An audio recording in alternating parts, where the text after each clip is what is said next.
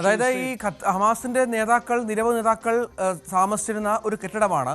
അവിടെ ആ കെട്ടിടം പൂർണ്ണമായും തകർന്നു വന്ന വിവരങ്ങൾ മാത്രമാണ് പുറത്തു വരുന്നത്. അതേസമയം ഇപ്പോൾ ഖത്തറിന്റെ ഏറ്റവും കൂടുതൽ പ്രസ്താവന വരുന്നത് തങ്ങൾക്ക് സുരക്ഷാ പ്രശ്നങ്ങളൊന്നുമില്ല എന്ന തരത്തിലാണ്. അതായത് ഖത്തറിനും ഇതുമായി ബന്ധപ്പെട്ട് ചില പ്രതിഷേധങ്ങൾ പ്രകടിപ്പിച്ചു എന്നതിനപ്പുറം ഒരു പരിധിക്കപ്പുറം സംസാരിക്കാൻ സാധിക്കുന്നില്ല. കൃത്യമായി ഹമാസ് നേതാക്കൾ ടാർഗറ്റ് ചെയ്യുന്നു. അവരുടെ ജനവാസ മേഖലകളിൽ പ്രശ്നമില്ല, അവർക്ക് വേറെ നാശനഷ്ടങ്ങളില്ല എന്ന് പറയുമ്പോൾ കൂടുതൽ പ്രതികരണങ്ങൾ ഖത്തറിന്റെ ഭാഗത്ത് നിന്ന് അല്ലെങ്കിൽ മറ്റേതെങ്കിലും ലോകരാജ്യത്തിന്റെ ഭാഗത്ത് നിന്ന് പ്രതീക്ഷിക്കണോ? നിലവിൽ ഗൾഫ് രാജ്യങ്ങളാണ് ഖത്തറിന് കൂടുതൽ പിന്തുണ നൽകിയിരിക്കുന്നത്. UAE ആവട്ടെ അല്ലെങ്കിൽ സൗദി അറേബ്യയൊക്കെ ഖത്തറിന് പൂർണ്ണ പിന്തുണ നൽകുകയും ഇസ്രയേലിൻ്റെ സൈനിക നടപടിയെ അപലപിക്കുകയും ചെയ്തിട്ടുണ്ട്. ഖത്തറിൽ ജനജീവിതത്തെ ബാധിക്കുന്ന ഒരു പ്രശ്നവും ഇപ്പോഴത്തെ ഈ സൈനിക നീക്കം, ഈ വ്യോമ ആക്രമണം ഉണ്ടാക്കിയിട്ടില്ല എന്ന് അവർ തന്നെ വിശദീകരിക്കുന്നു. വിമാന സർവീസുകൾക്ക് പോലും പ്രതിസന്ധി ഉണ്ടായിട്ടില്ല, അതെല്ലാം സാധാരണ രീതിയിൽ നടക്കുന്നുവെന്ന് ഖത്തർ വ്യക്തമാക്കിയിട്ടുണ്ട്.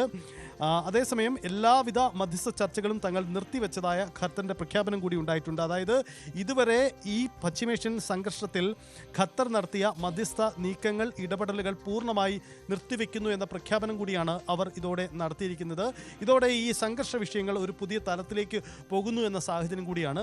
ഒരുപക്ഷെ അമേരിക്കൻ പ്രസിഡന്റ് അടക്കം ഇക്കാര്യത്തിൽ കൂടുതൽ വ്യക്തത അല്പസമയത്തിനുള്ളിൽ വരുത്തുമെന്ന് നമുക്ക് പ്രതീക്ഷിക്കാം. ഈ സൈനിക നീക്കം സംബന്ധിച്ച് ഖത്തറിന് അനുകൂലമായി നിലപാടെടുത്ത ചില രാജ്യങ്ങളുണ്ട്. പക്ഷേ ഇസ്രയേൽ ഈ വ്യോമാക്രമണം നടത്തി തൊട്ട് നിമിഷം തന്നെ അവർ തങ്ങളാണ് നടത്തിയതെന്ന കാര്യം സ്ഥിരീകരിക്കുന്നു. ബെഞ്ചമിൻ നെതന്യാഹുവിന്റെ ഓഫീസ് അത് സ്ഥിരീകരിക്കുകയും ചെയ്തിട്ടുണ്ട്. അതിന് അവർ കൃത്യമായ കാരണങ്ങൾ നിരത്തുകയും ചെയ്തിട്ടുണ്ട്. ഏതായാലും വളരെ പ്രധാനപ്പെട്ട ഒരു സംഭവം, ലോകരാജ്യങ്ങളെ പോലും ഞെട്ടിപ്പിച്ച ഒരു സംഭവമായി ഇത് മാറുന്നുണ്ട്, സംശയമില്ല ഇക്കാര്യത്തിൽ. ഖത്തർ പോലെയുള്ള രാജ്യത്തിൻ്റെ പരമാധികാരത്തെ ചോദ്യം ചെയ്യുന്ന വിധത്തിലാണ് കാര്യങ്ങൾ മുന്നോട്ട് പോയത് എങ്കിൽ പോലും ഇതുവരെ അത്തരം ഒരു സൂചനകൾ ഖത്തറിൻ്റെ ഭാഗത്തുനിന്ന് ഒരു പരിധിക്കപ്പുറമുള്ള പ്രതികരണം ഉണ്ടായിട്ടില്ല. മറ്റ് ലോകരാജ്യങ്ങൾ കാര്യമായി ഈ വിഷയത്തിൽ പ്രതികരിച്ചിട്ടില്ല. പ്രത്യേകിച്ചും അമേരിക്കയൊക്കെയാണ് ഇത്തരം മധ്യസ്ഥ ശ്രമങ്ങൾക്ക് ചുക്കാൻ പിടിച്ചുകൊണ്ടിരുന്നത്. ട്രംപൊക്കെ പലപ്പോഴും ഈ യുദ്ധം താൻ അവസാനിപ്പിക്കുമെന്ന് പറഞ്ഞു വെച്ചുകൊണ്ടിരുന്നു. പക്ഷേ അതൊന്നും സംഭവിക്കാത്തൊരു പശ്ചാത്തലം കൂടിയുണ്ട്. ഏതായാലും നമുക്ക് ദൃശ്യങ്ങൾ കാണുന്ന പോലെ ഒരു അല്പസമയത്തേക്കെങ്കിലും ആ രാജ്യം ഭീതിയിലായി, ജനങ്ങളൊക്കെ പേടിച്ച് നിലവിളിച്ച് ഓടുന്ന സാഹചര്യമൊക്കെ നമ്മൾ കണ്ടു. ഇതിനിടയിൽ UN സെക്രട്ടറി ജനറൽ ആന്റോണിയോ ഗുട്ടറസിന്റെ പ്രതികരണം കൂടി നമുക്ക് ലഭ്യമായിട്ടുണ്ട്. അദ്ദേഹത്തിന്റെ വാക്കുകളിലേക്ക്. We are just learning about the Israeli attacks in Qatar, a country that has been playing a very positive role to achieve a ceasefire and release of all hostages. I condemn this flagrant violation of the sovereignty and territorial integrity of Qatar. All parties must work towards achieving a permanent ceasefire, not destroying it. Today's breaking news underscores the importance of the report that we launched today.